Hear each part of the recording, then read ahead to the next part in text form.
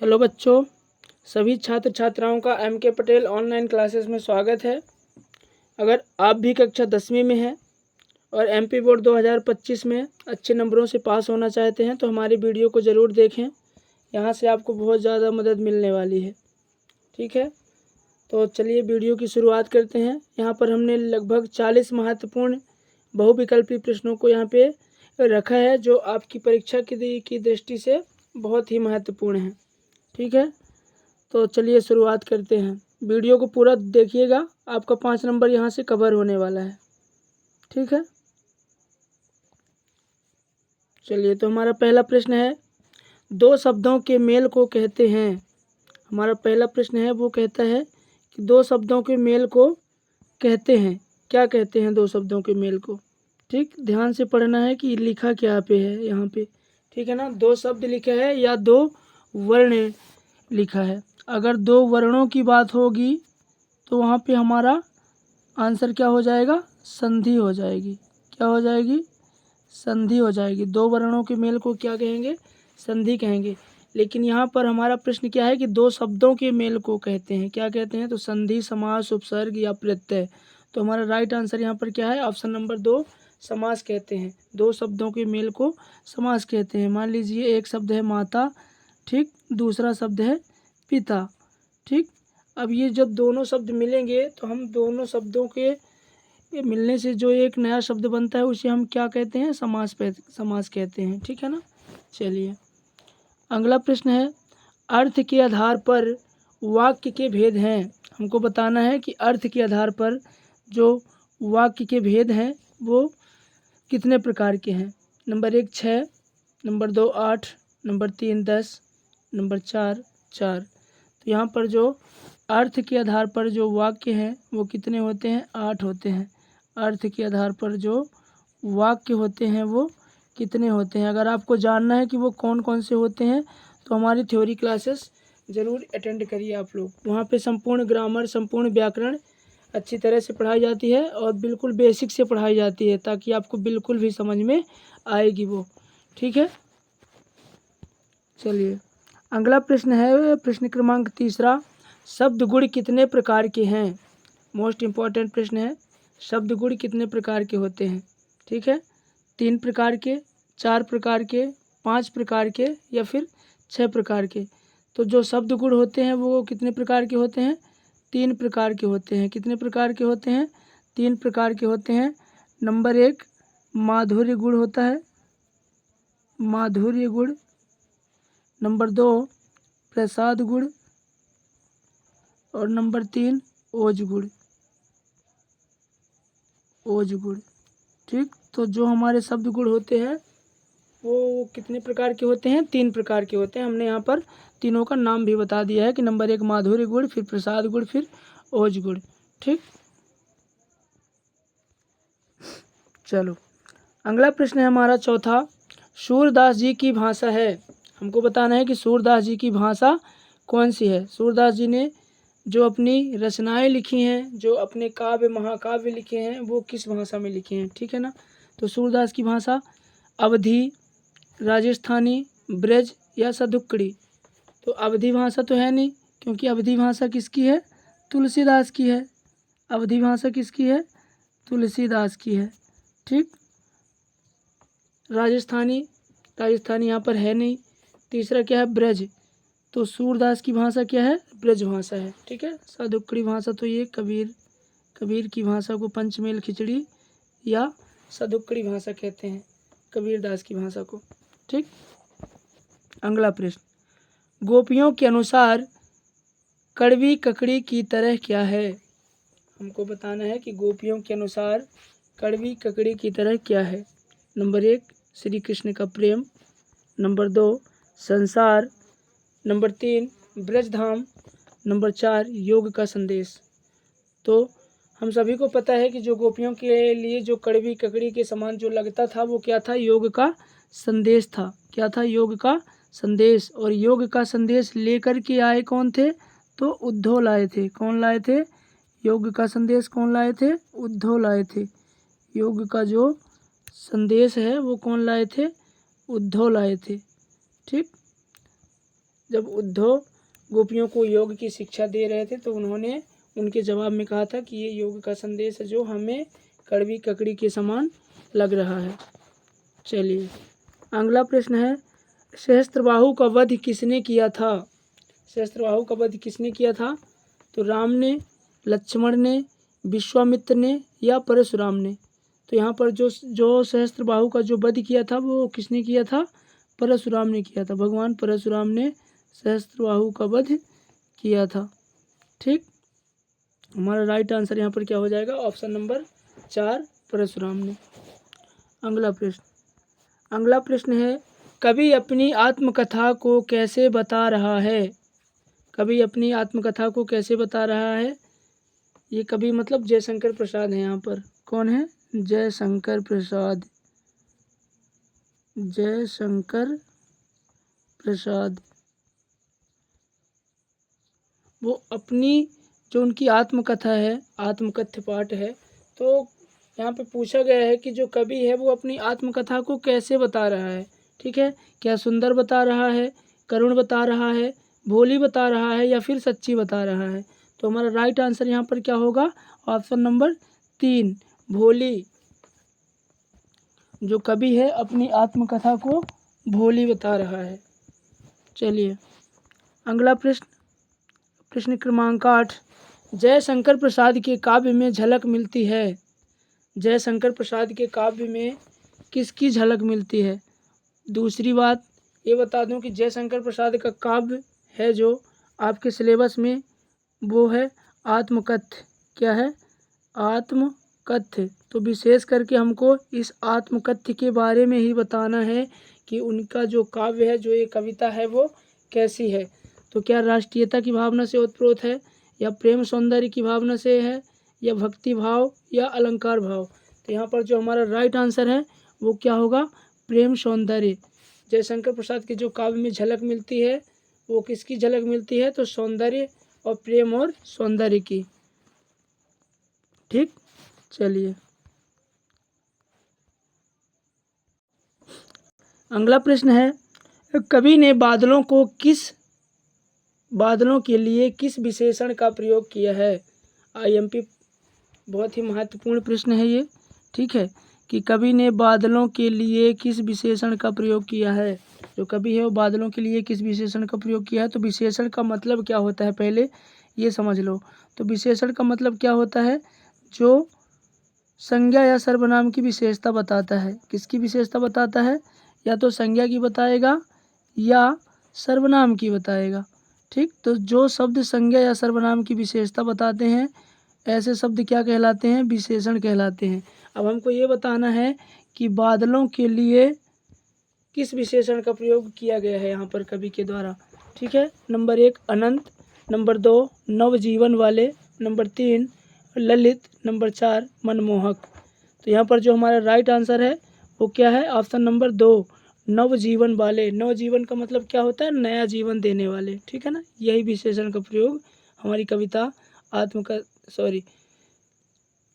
में किया गया है। ठीक, चलिए अगला प्रश्न है, अट नहीं रही है। अट नहीं रही है कविता है यहाँ पर, इसमें हमको बताना है कि चारों तरफ किसकी सुंदरता फैली हुई है। अट नहीं रही है कविता में चारों तरफ किसकी सुंदरता फैली हुई है? नंबर 1 फागुन की, नंबर 2 कार्तिक की, नंबर 3 बैसाख की, नंबर 4 सावन की। बहुत ही इजी प्रश्न है ये, बहुत ही सरल है। ठीक है, तो हमारा राइट आंसर यहाँ पर क्या होगा? फागुन की। ठीक, और आपको बता दूं मैं कि आपको अगर थ्योरी क्लासेस चाहिए तो आप हमारे चैनल को सब्सक्राइब करें। बहुत ही जल्द हम आपके लिए थ्योरी क्लासेस लाने वाले हैं जिसमें आपको सामान्य हिंदी यानी कि व्याकरण, संपूर्ण हिंदी व्याकरण आपको पढ़ाया जाएगा। ठीक, चलिए अगला प्रश्न, छोड़कर तालाब मेरी झोपड़ी में खिल रहे जलजात। छोड़कर तालाब मेरी झोपड़ी में खिल रहे जलजात। जलजात मतलब कमल। ठीक, पंक्ति में कमल शब्द का प्रयोग किसके लिए किया गया है? यहाँ पर हमको बताना है कि जो ये पंक्ति है इसमें जो कमल शब्द का जो प्रयोग हुआ है वो कवि ने किसके लिए किया है? ठीक है, नंबर 1 फूलों के लिए, नंबर 2 सजावट के लिए, नंबर 3 बच्चों के लिए, या फिर नंबर 4 धन दौलत के लिए। तो जो हमारे यहाँ पर राइट आंसर है वो क्या होगा, ऑप्शन नंबर 3 बच्चों के लिए। बच्चों के लिए ही यहाँ पर कमल शब्द का प्रयोग किया है कवि ने इस कविता में। चलिए अगला प्रश्न, मंगलेश डबराल भोपाल के भारत भवन से प्रकाशित पत्रिका का संपादन किया। पहली बात तो हमारा महत्वपूर्ण प्रश्न है। सबसे बड़ी बात यह है कि हमको ये पता हो गया कि भारत भवन कहाँ है। तो भारत भवन कहाँ है, तो भोपाल में है। कहाँ है, भोपाल में है। और हमको बताना है कि भारत भवन से प्रकाशित पत्रिका का संपादन किया है मंगलेश डबराल ने, तो वो पत्रिका कौन सी थी। नंबर 1 हंस पत्रिका, नंबर 2 पूर्वग्रह पत्रिका, नंबर 3 सरस्वती पत्रिका, नंबर 4 स्मृति पत्रिका। तो यहाँ पे चारों की चारों बहुत ही महत्वपूर्ण पत्रिकाएं हैं। और यहाँ पर जो हमारा राइट आंसर है वो क्या है, पूर्वग्रह पत्रिका। जो मंगलेश डबराल ने जो भोपाल से के भारत भवन से जिस पत्रिका का प्रकाशन किया था, संपादन कार्य किया था, उस पत्रिका का नाम है पूर्वग्रह पत्रिका। ठीक, चलिए अगला प्रश्न, कवि ने तप्त धरा के माध्यम से संकेत किया है। इम्पोर्टेंट प्रश्न है ये भी कि कवि ने तप्त धरा के माध्यम से, और तप्त धरा मतलब गर्म धरती, ठीक है ना, के माध्यम से संकेत किया है। क्या संकेत दे रहे हैं वो, ठीक है, तप्त धरा के माध्यम से क्या संदेश देना चाहते हैं वो, क्या संकेत कर रहे हैं। ठीक है, तो नंबर 1 जन सामान्य की पीड़ा, नंबर 2 जलवायु परिवर्तन, नंबर 3 अत्यधिक गर्मी, नंबर 4 वैश्विक तापन। तो यहाँ पर वैश्विक तापन, अत्यधिक गर्मी या जलवायु परिवर्तन से कवि का कोई लेना देना नहीं है। यहाँ पर जो कवि संकेत दे रहे हैं वो जन सामान्य की पीड़ा का संदेश दे रहे हैं, संकेत दे रहे हैं। ठीक, तो यहाँ पर हमारा राइट आंसर ऑप्शन नंबर 1 हो जाएगा। ठीक, चलिए अगला प्रश्न, बीच में विनय के उपन्यासकार हैं। पहली बात तो ये कि जो बीच में विनय है ये क्या है, एक उपन्यास है। क्या है, एक उपन्यास है। अब इसको बताना है कि ये जो उपन्यास है ये किसके द्वारा लिखा गया है। नंबर 1 मुंशी प्रेमचंद्र द्वारा, नंबर 2 फणीश्वर नाथ रेणु द्वारा, नंबर 3 जयशंकर प्रसाद द्वारा, या नंबर 4 स्वयं प्रकाश द्वारा। तो यहाँ पर जो हमारा राइट आंसर है वो क्या होगा, आप लोग बताएंगे। पहले मैं तो बताता ही हूँ, है ना, आपको मौका नहीं दे रहा। आप अपने मन में सोच के रखा करिए, ठीक है ना, तभी आप अच्छी तरह से पढ़ पाएंगे। ठीक है, जब तक आप मन में नहीं सोचेंगे, आंसर को खुद से नहीं सोचेंगे, तो कैसे पता चलेगा कि मैंने सही बताया था या गलत बताया था, है ना। इसलिए पहले आप खुद मन में सोचिए, उसके बाद में हम तो बताते ही हैं फिर, है ना। इससे ये हो जाएगा कि जो आपने सोचा है, क्या जो आपने पढ़ा है ना, वो क्या हो जाएगा, पूरी तरह से स्थायी हो जाएगा और वो कभी भी फिर भूलेगा नहीं। ठीक, चलिए तो यहाँ पर हमारा राइट आंसर क्या है, ऑप्शन नंबर 4 है स्वयं प्रकाश। ठीक, चलिए अगला प्रश्न है, बाल गोविंद भगत साहब मानते थे। अगला प्रश्न हमारा बहुत ही महत्वपूर्ण प्रश्न है कि बाल गोविंद भगत है जो साहब मानते थे।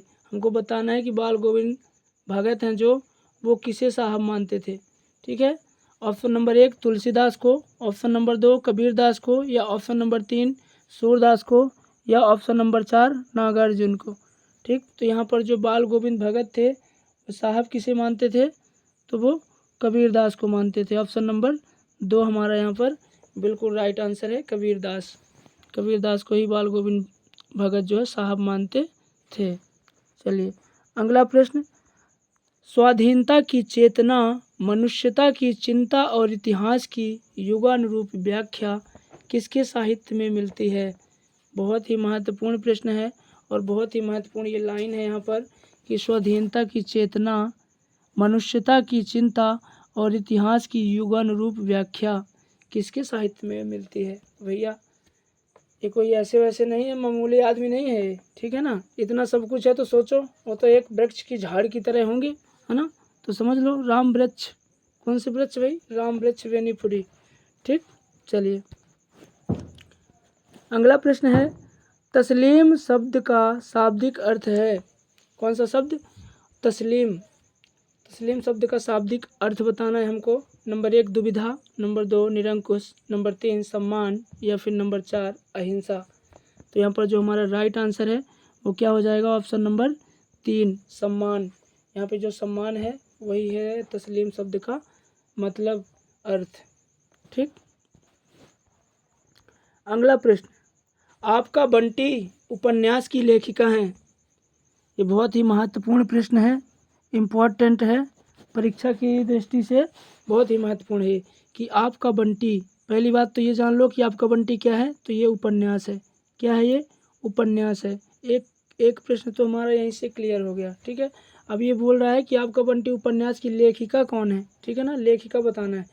Option number 1 Krishna Sobti, option number 2 Mahadevi Verma, option number 3 Mannu Bhandari या फिर ऑप्शन नंबर 4 राजेंद्र वाला घोष। तो यहाँ पर जो हमारा राइट आंसर है वो क्या है, मन्नू भंडारी। मन्नू भंडारी ने आपका बंटी उपन्यास लिखा है। ये उपन्यास बहुत फेमस है। ठीक है ना, चलिए अगला प्रश्न है, संस्कृति गद्य की किस विधा के अंतर्गत आता है। मान लीजिए संस्कृति पाठ है हमारे सिलेबस में। ठीक है ना, उसको बताना है कि जो ये संस्कृति पाठ है ना वो गद्य की किस विधा के अंतर्गत आता है। क्या नाटक है, उपन्यास है, जीवनी है या फिर निबंध है। तो यहाँ पर जो संस्कृति पाठ है ना वो गद्य की निबंध विधा के अंतर्गत आता है। किस विधा के अंतर्गत आता है, निबंध विधा के अंतर्गत आता है। और ये बहुत अच्छा पाठ भी है ये संस्कृति, आप लोग ज़रूर इसे एक बार दो बार पढ़िए, है ना, और ये आपको कुछ सोचने पे ज़रूर मजबूर करेगा। ठीक है, चलिए अगला प्रश्न, नेताजी का चश्मा कहानी का मूल भाव है। आ गए नेताजी का चश्मा भाई। ठीक है, यहाँ से तो एक प्रश्न विकल्प में आना ही आना है, हर वर्ष आता है नेताजी से संबंधित। ठीक है, कभी चश्मा को पूछ लेता है, कभी मूर्ति को पूछ लेता है कि किसने लगवाया, है ना, ऐसे करके बदल बदल के प्रश्न। लेकिन इस पाठ से एक प्रश्न, एक सही विकल्प आना ही आना है, प्रतिवर्ष आता है। ठीक है ना, इस साल भी आएगा। ठीक है, तो नेताजी का चश्मा कहानी का मूल भाव है। हमको बताना है कि जो नेताजी का चश्मा जो कहानी है, पहली बात तो ये जान लो कि ये क्या है, कहानी है। नेताजी का चश्मा क्या है, कहानी है। ठीक, इसका मूल भाव बताना है हमें। क्या बताना है, मूल भाव बताना है। तो ऑप्शन नंबर 1 शिक्षा का विकास, ऑप्शन नंबर 2 देशभक्ति की भावना, ऑप्शन नंबर 3 समाज सुधार या फिर ऑप्शन नंबर 4 प्रेम संबंध। तो यहाँ पर जो नेताजी का चश्मा जो पाठ है उसका जो मूल भाव है वो क्या है, देशभक्ति की भावना है। ठीक, चलिए अगला प्रश्न है, नेताजी की मूर्ति लगवाई गई थी। अब देखो घुमा के प्रश्न दूसरा पूछ लिया फिर से नेताजी से। नेताजी हैं तो वो तो आएंगे ही, स्वाभाविक है ना, इसलिए नेताजी को हल्के में मत लेना। ठीक है, नेताजी आने ही वाले हैं।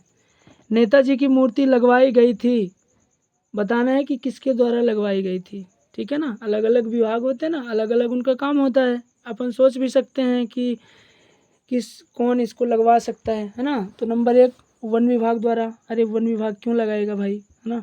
नगर निगम द्वारा हो सकता है। तीसरा नगर पालिका द्वारा, ये भी हो सकता है। चौथा है शिक्षा विभाग द्वारा। अरे शिक्षा विभाग क्यों लगाएगा भाई, स्कूल की मरम्मत तो करवा नहीं पाता शिक्षा विभाग बेचारा, है ना, पैसे की दिक्कत रहती है, कहाँ से करवा पाएंगे, है ना। तो ये काम किसका है, नगर पालिका का है। हमारे पाठ में है जो नेताजी का चश्मा, उसमें बताया गया है कि जो नेताजी की जो मूर्ति लगवाई गई थी वो नगर पालिका द्वारा लगवाई गई थी। ठीक, चलिए अगला प्रश्न, प्रश्न क्रमांक 22, बाल गोविंद भगत पाठ की विधा है। हमको बताना है कि जो बाल गोविंद भगत है ये पाठ की कौन सी विधा है। नंबर 1 रेखा चित्र, नंबर 2 आत्मकथा, नंबर 3 जीवनी या फिर नंबर 4 संस्मरण। यहाँ पर हमारा जो राइट आंसर है वो ऑप्शन नंबर 1, ऑप्शन नंबर 1 यहाँ पर बिल्कुल राइट आंसर है। बाल गोविंद भगत जो पाठ की विधा है वो क्या है, रेखा चित्र है। क्या है, रेखा चित्र है। रेखा चित्र में क्या होता है, लेखक जो होता है अपनी स्मृतियों के सहारे, है ना, यादों के सहारे, रेखाओं के सहारे उसके बारे में जब भी लिखता है ना, और किसी के बारे में, किसी घटना के बारे में, है ना, ये व्यक्ति के बारे में, तो उसे क्या कहा जाता है? रेखा चित्र कहा जाता है। क्या कहा जाता है? रेखा चित्र कहा जाता है। ठीक है, चलिए अगला प्रश्न। चलो अगला प्रश्न है हमारा, बाल गोविंद भगत थे। हमको बताना है कि बाल गोविंद भगत क्या थे? साधु थे, पुजारी थे, गृहस्थ थे, साहब थे, है ना। तो हम लोगों ने तो पाठ पढ़ा है ना। साधु वाधु तो थे नहीं वो, ठीक है। पुजारी भी नहीं थे। वाकई में क्या थे वो? तो गृहस्थ थे। क्या थे? गृहस्थ थे। घर में रहते थे, बढ़िया खेती बाड़ी रहना, है ना, काम धाम, यही सब जो भी घर में काम होता है, गृहस्थ टाइप के थे। आप लोगों में से सभी के मम्मी पापा होंगे गृहस्थ, तो लगभग प्राय है ना। तो बाल गोविंद भगत क्या थे? तो गृहस्थ थे। चलिए अगला प्रश्न है, भोलानाथ के पिता आटे की कितनी गोलियां गंगा जी में प्रवाहित करते थे? ऐसा भी प्रश्न आ सकता है, ये मत सोचो कि ऊपर ऊपर आ जाएगा, ठीक है ना। कभी कभी प्रश्न अंदर से भी आता है पाठ के, ठीक है, और अपन समझ नहीं पाते। अब देखो यहाँ पे कितनी गोलियां गंगा जी में प्रवाहित करते थे? कौन? भोलानाथ के पिता। 1000 गोलियां, 100 गोलियां, या 300 गोलियां, या 500 गोलियां? तो यहाँ पर हमारा राइट आंसर क्या है? ऑप्शन नंबर 3, 300 गोलियां। ठीक, चलो अगला प्रश्न, साना साना हाथ जोड़ी साहित्य की विधा है। बताना है कि साना साना हाथ जोड़ी जो साहित्य की जो विधाएं होती हैं उनमें से कौन सी विधा है ये? नंबर 1 संस्मरण, नंबर 2 यात्रा वृत्तांत, नंबर 3 डायरी लेखन, या नंबर 4 रिपोर्टाज? तो यहाँ पर साना साना हाथ जोड़ी साहित्य की कौन सी विधा है? तो ये यात्रा वृत्तांत है। क्या है? यात्रा वृत्तांत है। यात्रा वृत्तांत में लेखक, है ना, अपने जीवन की किसी महत्वपूर्ण यात्रा के बारे में लिखते हैं, है ना, यात्रा में से आने के बाद में, तो उसे हम क्या कहते हैं? यात्रा वृत्तांत कहते हैं। ठीक है, बाकी आपको डिटेल्स में अगर पढ़ना है यात्रा वृत्तांत, संस्मरण, रेखा चित्रों के बारे में, तो हमारी थ्योरी क्लासेस ज़रूर देखिए। चलिए अगला प्रश्न है, खेदुम है। खेदुम क्या है? खेदुम क्या है? फूलों का बगिया, फूलों की बगिया, सरना, देवी देवताओं का निवास, या फिर उपर्युक्त में से कोई नहीं, यानी कि इनमें से कुछ नहीं। तो खेदुम क्या है? तो हमारा राइट आंसर यहाँ पर क्या होगा? ऑप्शन नंबर 3 देवी देवताओं का निवास। देवी देवताओं का जो निवास है उसे ही यहाँ पर खेदुम कहा गया है। ठीक है, चलिए अगला प्रश्न, स्वयं प्रकाश की कहानियों में सामान्यतः चित्रण है। हमको बताना है कि स्वयं प्रकाश की कहानियों में सामान्यतः किसका चित्रण है? नंबर 1 अमीर वर्ग का, नंबर 2 सामंत वर्ग का, नंबर 3 मध्यम वर्ग का, या फिर नंबर 4 शोषक वर्ग का? बहुत ही महत्वपूर्ण है ये प्रश्न, इसके आने की पूरी संभावना है। ठीक है, कि स्वयं प्रकाश की कहानियों में सामान्यतः किसका चित्रण किया गया है? तो हमारा यहाँ पर जो राइट आंसर है वो ऑप्शन नंबर 3 होगा, मध्यम वर्ग का चित्रण है उनकी कहानियों में। ठीक है, चलिए अगला प्रश्न, मानवीय करुणा की दिव्य चमक किसमें देखी गई है? मानवीय करुणा की दिव्य चमक किसमें देखी गई है? तो number 1 Rajeshwar Singh, number 2 Kamleshwar, number 3 father Bulcke, या फिर नंबर 4 पड़ोसियों में, पड़ोस में, है ना। पड़ोसी तो रहते नहीं भाई ऐसा, है ना। देखो एक दूसरे से आजकल के पड़ोसी कैसा व्यवहार करते हैं, है ना, ये बताने की आवश्यकता ही नहीं है। पड़ोसी तो होगा ही नहीं। ठीक है, राजेश्वर भी नहीं है, कमलेश्वर भी नहीं है। हमारा आंसर यहाँ पर क्या है? Father Bulcke. फादर बुल्के को ही कहा गया है, फादर बुल्के में ही देखी गई है क्या? मानवीय करुणा की दिव्य चमक। ठीक है ना, फादर बुल्के में देखी गई है। चलिए अगला प्रश्न है, प्लावित का अर्थ है। प्लावित का अर्थ क्या है? पानी निकल जाना, या पानी भर जाना, या स्वच्छता, या फिर उदासी? तो यहाँ पर जो हमारा राइट आंसर क्या है? ऑप्शन नंबर 2 पानी भर जाना। पानी भर जाने को यहाँ पे प्लावित कहा गया है, या प्लावित का अर्थ है पानी भर जाना। ओके, चलो अगला प्रश्न, जॉर्ज पंचम की नाक किस शैली में लिखा गया है? इसको भी जितने स्टार लगाना है लगा लो। ये भी प्रश्न बहुत ही महत्वपूर्ण है और इसके आने के पूरे चांसेस हैं। ठीक है ना, कि जॉर्ज पंचम की नाक किस शैली में लिखा गया है। सबसे महत्वपूर्ण बात तो यही है। पाठ को पढ़ रहे हैं अपन, समझ नहीं रहे कि यहाँ पे बात डायरेक्ट बोली जा रही है या कटाक्ष रूप में बोली जा रही है, कैसे बोली जा रही है, ठीक है ना। तो ऑप्शन नंबर 1 वर्णात्मक, ऑप्शन नंबर 2 आलोचनात्मक, ऑप्शन नंबर 3 व्यंग्यात्मक या ऑप्शन नंबर 4 आत्मपरक। तो यहाँ पर जो हमारा राइट आंसर है वो ऑप्शन नंबर 3 है, व्यंग्यात्मक है। ठीक, यहाँ पे व्यंग्य किया गया है, व्यंग्य के माध्यम से व्यवस्थाओं पे प्रहार किया गया है। ठीक है, प्रशासनिक लाल फीताशाही में, नौकरशाही में क्या किया गया है, प्रहार किया गया है, व्यंग्य किया गया है, कटाक्ष किया गया है ना। तो हमारा राइट आंसर यहाँ पर क्या होगा, व्यंग्यात्मक है। क्या है, व्यंग्यात्मक है। जॉर्ज पंचम की नाक पाठ की जो शैली है वो कैसी है, व्यंग्यात्मक है।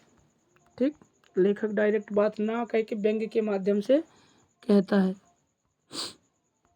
चलो अगला प्रश्न है, प्रश्न क्रमांक 31। लेखिका, लेखिका मतलब मधु कांकरिया ने किस प्रदेश की प्राकृतिक छटा का वर्णन किया है। उनको बताना है कि जो लेखिका हैं, जो मधु कांकरिया हैं, उन्होंने किस प्रदेश की प्राकृतिक छटा का वर्णन किया है। Number 1 Jharkhand, number 2 Sikkim, number 3 Uttar Pradesh या फिर नंबर 4 मध्य प्रदेश। यहाँ पर जो हमारा राइट आंसर है वो ऑप्शन नंबर 2 है, सिक्किम।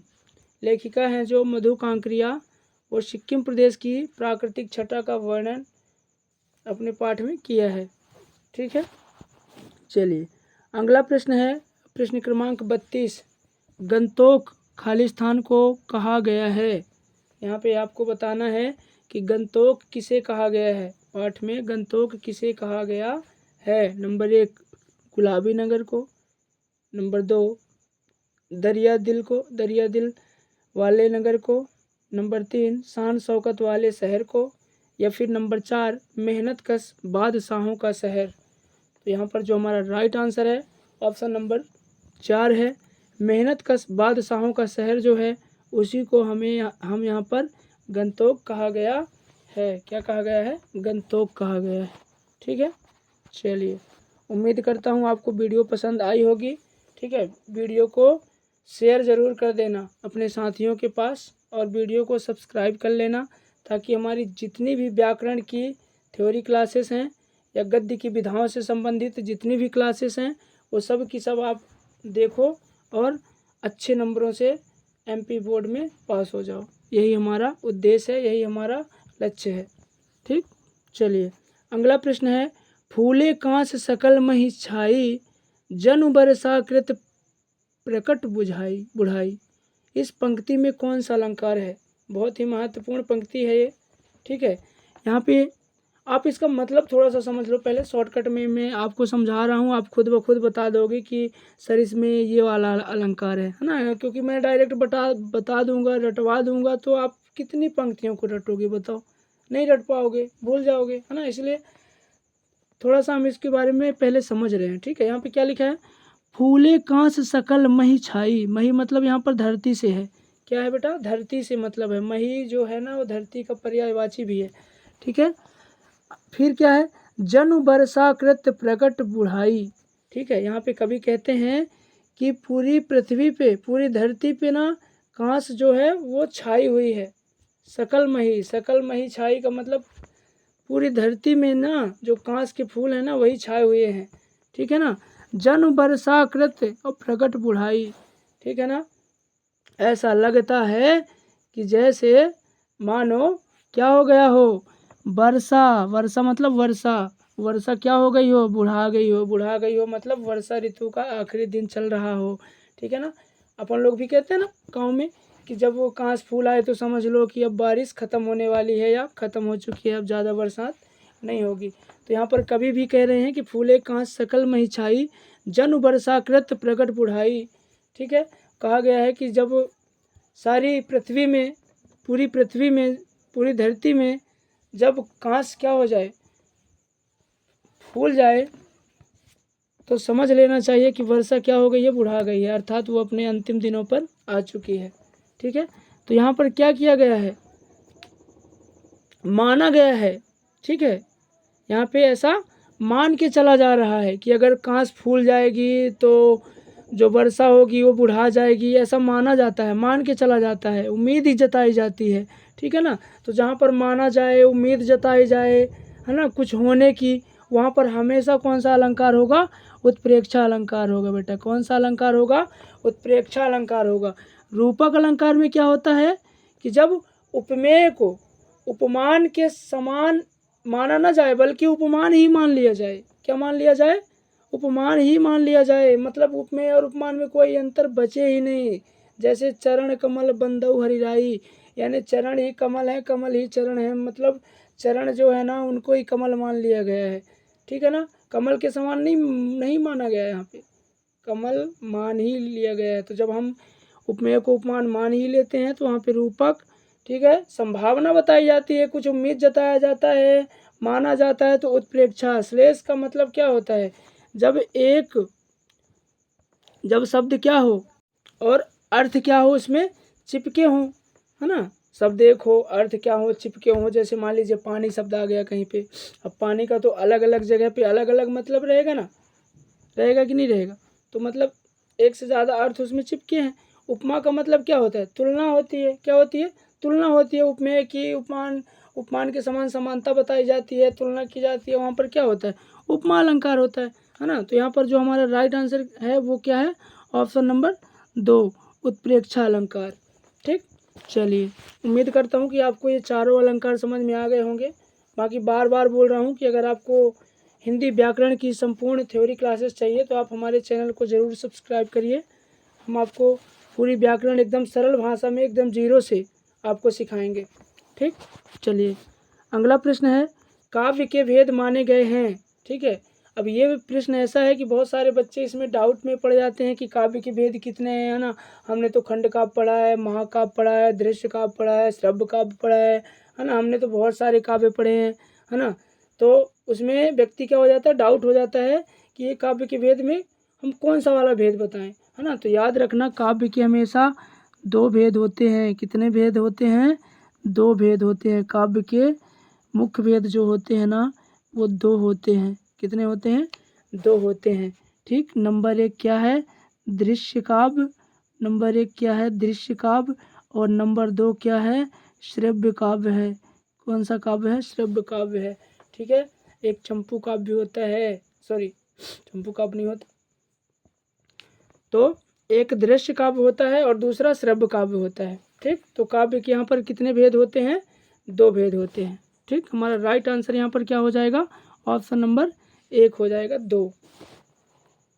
चलिए, अगला प्रश्न है, 3 बेर खाती थी वे 3 बेर खाती हैं में कौन सा अलंकार है?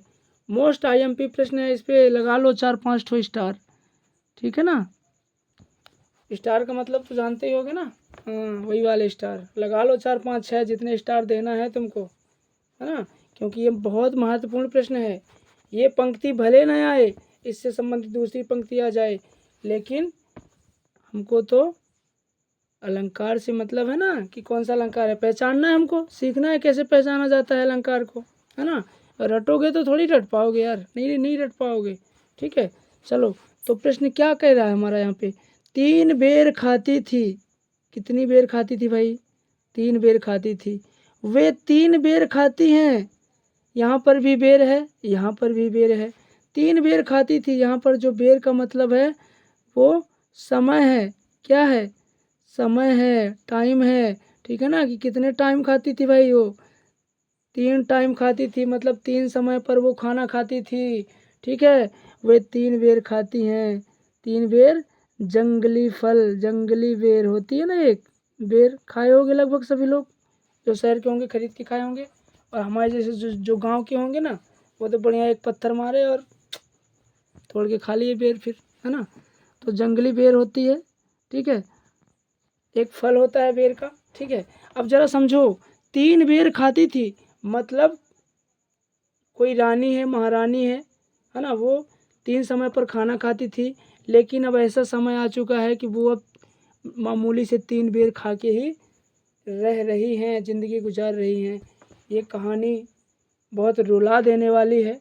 ठीक है, ये कहानी महाराणा प्रताप की है और उनके धर्म पत्नियाँ, धर्मपत्नी और उनके बच्चे की है। ठीक है, ये कहते हैं महाराणा प्रताप जब जंगल में छुपे थे, है ना, तो जो उनके साथ उनकी पत्नी थी और उनके बच्चे थे। उनकी पत्नी तीन टाइम खाना खाती थी, महारानी थी, 3 समय पे खाना खाती थी। और लेकिन समय देखो कि आज उनको भी जंगल में मामूली से 3 बेर खा के अपनी ज़िंदगी गुजारना पड़ रहा है ना। तो ये पंक्ति वहीं से ली गई है और उन्हीं के बारे में कहा गया है ना, कि 3 बेर खाती थी, वे 3 बेर खाती हैं। ऊंचे घोर मंदिर के अंदर रहनवारी, ऐसा है शुरू में। ठीक है, कि ऊंचे घोर मंदिर की रहनवारी। ठीक है, कहाँ रहती हैं? जंगलों में रहती हैं, समय है ये। ठीक है, चलो, तो 3 बेर खाती थी, वे 3 बेर खाती हैं। हमें हमको क्या बताना है? अलंकार बताना है भाई हमें, है ना। महाराणा प्रताप को बाद में पढ़ लेंगे, हम अभी यहाँ पे क्या बताना है? हमको अलंकार बताना है। अब यहाँ पर भी बेर है, यहाँ पर भी बेर है भाई। शब्द कितना है? एक है। अर्थ उसके कितने हैं? अलग अलग हैं। ठीक है, तो जब भी शब्द एक हो और अर्थ उसके 2 या 2 से अधिक हो, तो वहाँ पर हमेशा कौन सा अलंकार होता है? यमक अलंकार होता है। कौन सा अलंकार होता है? यमक अलंकार होता है। ठीक है, तो हमारा राइट आंसर यहाँ पर जो हो जाएगा वो ऑप्शन नंबर 3 हो जाएगा, यमक अलंकार। कौन सा अलंकार? यमक अलंकार। ठीक, चलिए। आप लोग सोचते होगे सर इतना टाइम ले रहे हैं, जल्दी जल्दी क्यों नहीं करवाते? तो बेटा मैं इसलिए टाइम ले रहा हूँ ताकि मैं टाइम ले लूँ वो चलेगा, लेकिन आपके समझ में आना चाहिए। मैं आपको रटवाना नहीं चाहता चीज़ों को, ठीक है ना। मैं आपको समझाना चाहता हूँ, खासकर व्याकरण में रटने लायक कुछ नहीं होता बेटा, टोटली समझने लायक होता है। ठीक है ना, अगर आप व्याकरण को, सामान्य हिंदी को अगर आप समझ गए तो आप हजारों उदाहरण उससे संबंधित यूँ मिनटों में, सेकंडों में कर सकते हैं। ठीक है, चलिए अगला प्रश्न है, पीपर पात सरिस मन डोला। पीपर पात सरिस मन डोला पंक्ति में अलंकार है। हमको यहाँ पर भी बताना है कि जो ये पंक्ति है ना, पीपर पात सरिस मन डोला, ठीक, यहाँ पे जो पंक्ति है इसमें हमको बताना है कि कौन सा अलंकार है। मान लीजिए पीपर का पत्ता है यहाँ पर, और यहाँ पर है मन है। ठीक, यहाँ पर क्या है? पत्ता है और यहाँ पर मन है। पत्ता किसका? पीपर का पत्ता, और यहाँ पे मन है। यहाँ पे कहा गया है कि जिस तरह से पीपर का पत्ता डोलता है ना, हिलता है, उसी तरह से नायिका का मन भी क्या हो रहा है? डोल रहा है। गाना नहीं सुनो, मन डोले तन डोले, पता नहीं क्या क्या डोले, है ना। तो पीपर पात सरिस मन डोला, है ना। यहाँ पे जो कहा गया है कि पीपर के पत्ते के जैसा क्या हो रहा है? मन डोल रहा है। मतलब उपमेय की उपमान से तुलना हो रही है कि नहीं हो रही है? हो रही है ना। तो यहाँ पर कौन सा अलंकार होगा? उपमा अलंकार होगा। कौन सा अलंकार होगा? उपमा अलंकार होगा। क्यों होगा? क्योंकि पीपर के पत्ते के जैसा नायिका का मन भी क्या हो रहा है? डोल रहा है ना। बस गाना स्टार्ट होने की देरी है, मन डोले या तन डोले, है ना। मन तो डोलने लगा है। चलो कोई बात नहीं। अगला प्रश्न, विभाव के प्रकार होते हैं। IMP प्रश्न है, मोस्ट इम्पॉर्टेंट है। ठीक है, विभाव शायद आप लोग जानते होंगे। ठीक है, कि रस के अंगों में एक नाम आता है विभाव का। आता है कि नहीं आता? रस के अंग में एक नाम आता है विभाव का। विभाव, अनुभाव, संचारी भाव, स्थायी भाव आता है ना। स्थायी भाव, विभाव, अनुभाव और संचारी भाव, 4 अंग होते हैं रस के। ठीक है, अब हमको बताना है कि विभाव के कितने प्रकार होते हैं। तो विभाव के कितने प्रकार होते हैं? 2 प्रकार होते हैं। कितने प्रकार?